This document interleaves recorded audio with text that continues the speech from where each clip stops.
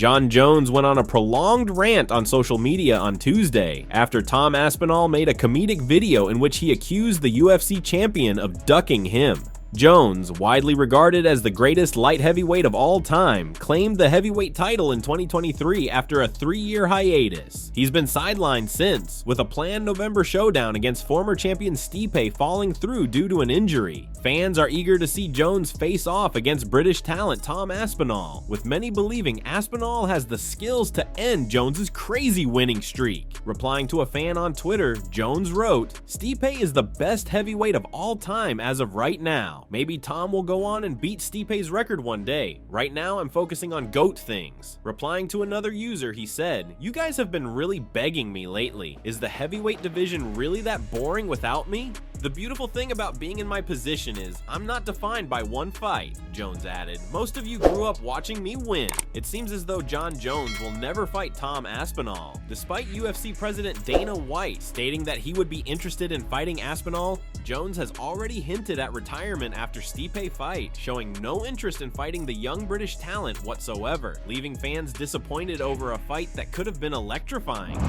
Belal Muhammad has revealed that his plans for the next UFC title fight depend on whether Conor McGregor steps back into the octagon this year. After his commanding 5-round decision victory over Leon Edwards in July, welterweight champ has vowed to stay more active than his predecessor. However, his plans for the next title defense might hinge on whether Conor McGregor makes a return this year. "My early goal was to be the champion. My next goal is to be the best welterweight to ever do it. I want to be up there and cemented as one of the GOATs of the welterweight division. I'm already looking at what's next for me and who's next. We're going to have this title for a while, and I just can't wait to get out there and start fighting again. I'd rather fight than not fight, so hopefully if I can get into the last card of the year in December, that'll be great for me."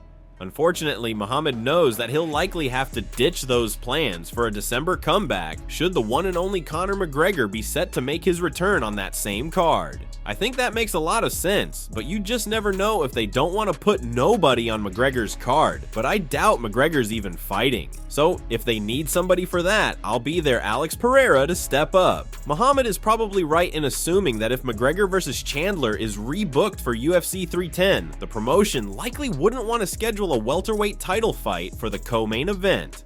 "I'm still motivated and I'm ready to go. I'm not going to be a Leon Edwards where I take a year off. I want to make this division great again, so let's just stay active." Francis Ngannou dismisses Dana White's new narrative, stating that he was avoiding and refusing to fight Jones while both were under contract with the promotion. Ngannou said he was the one pushing for the fight with Jones and accused White of changing the story for his convenience. "That's the new narrative, since he needs to say something either way," Francis said at the PFL Battle of the Giants press conference on Thursday.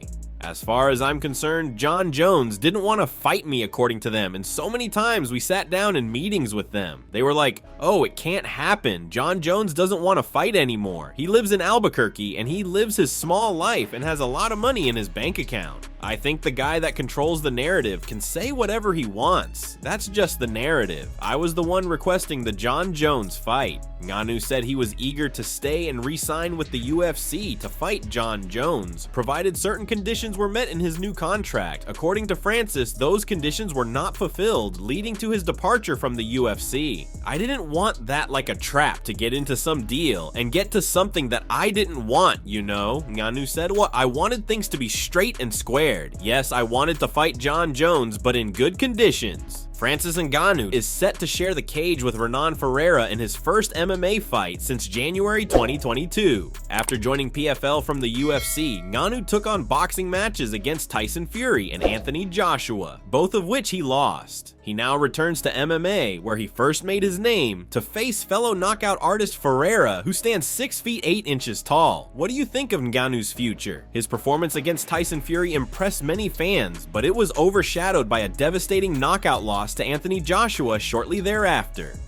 Former undefeated UFC flyweight Muhammad Mokaev has reportedly been involved in a car crash while visiting family in Dagestan, according to Russian news outlet MASH. According to the report, Mokaev was pulled from the vehicle by eyewitnesses at the scene. Mokaev was traveling with a friend to his family, Mercedes-Benz AMG A35. flew into the ditch after the collision, left wing and wheel crushed, the windshield cracked, the back was preserved. Eyewitnesses pulled a fighter from the salon. He asked them not to photograph him. Mokaev's UFC departure after UFC 304 was a dramatic affair. Dana White was clear in his post-fight comments, suggesting Mokaev would be a standout addition to the PFL, yet Mokaev's efforts to secure a spot there hit a snag when PFL president Ray Sefo called him a pain in the ass to handle. Determined to return to the UFC, Mokaev even offered to fight for free in a bid to get back in the octagon. Recent clues point to him potentially joining a new promotion on August 12th, with speculation swirling that it might be the PFL despite earlier setbacks. Sean Strickland believes Israel Adesanya isn't that good. I have an unpopular opinion. You guys aren't gonna like it. I just don't think Izzy's that good, Strickland said. Like, going into the fight, I'm gonna beat the fuck out of you. You watch anime, you suck, I'm gonna mess you up. Everybody is like, why would you say that about Izzy? I messed up Izzy when he lost to me, Strickland said. I think that messed his head up a little bit. He was like, this white trash missing half his leg comes and walks through me without struggle. When he fought Kelvin Gastelum, I think Kelvin sucks. Everyone's like, Izzy's this and that. I've sparred Kelvin so many times. You kind of had a close fight with Kelvin, like, you're not that good. UFC bantamweight Casey Kenney has been arrested and charged after an alleged kidnapping incident on July 21st. Phoenix police arrested Kenney on Friday. He faces 2 felony charges, one for kidnapping and one for aggravated assault, as well as 4 misdemeanors, 3 for assault, 1 for disorderly conduct. Kenney made his initial court appearance Saturday and is due back in Maricopa County Court Thursday for a status conference. He also has a preliminary hearing scheduled for Monday. According to a statement MMA Junkie obtained Wednesday from Phoenix Police Department spokesperson Brian Bauer, police responded to a domestic violence call. Paramedics treated the woman for injuries on scene. On July 22, 2024, officers responded to an unknown trouble call in the area. Officers located an adult female victim with some visible abrasions reporting a domestic violence assault. The female was treated by paramedics and interviewed by investigators. No contact was made with the suspect at that time. This case is still active. The statement says Kenney repeatedly struck, slapped, bit, headbutted, and choked a woman over the course of 13 hours while not allowing her to leave his residence. Kenney also allegedly threatened the woman and said if anyone showed up for her, he'd assault them too. Thanks for watching. Don't forget to subscribe for daily MMA news.